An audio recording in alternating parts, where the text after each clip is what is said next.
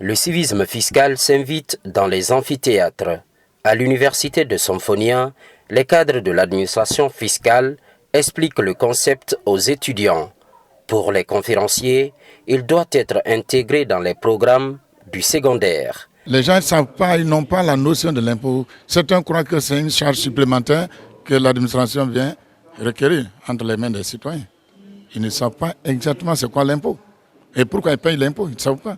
Donc, depuis même le collège et les lycées, alors on devrait nécessairement insérer dedans un programme uniquement basé sur le civisme fiscal. En attendant de réussir cette ambition, les jeunes pousses de l'université de Symphonia profitent de ces échanges axés sur les cas pratiques.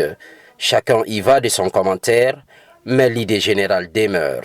Je me suis toujours dit que c'était le privé uniquement qui payait et les citoyens.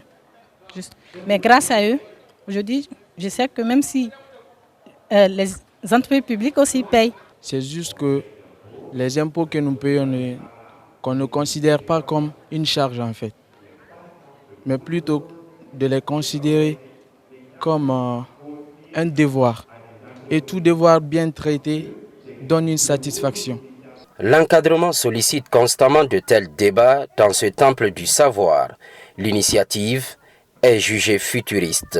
La citoyenneté fiscale, ça c'est un message fort pour dire à tout un chacun, demain vous aurez vos diplômes, mais sur le terrain, voilà ce que vous devez faire. Il faut qu'ils nous aident à sensibiliser partout où ils passent. Et si ils deviennent cadres quelque part dans les entreprises, il faut qu'ils soient les messagers.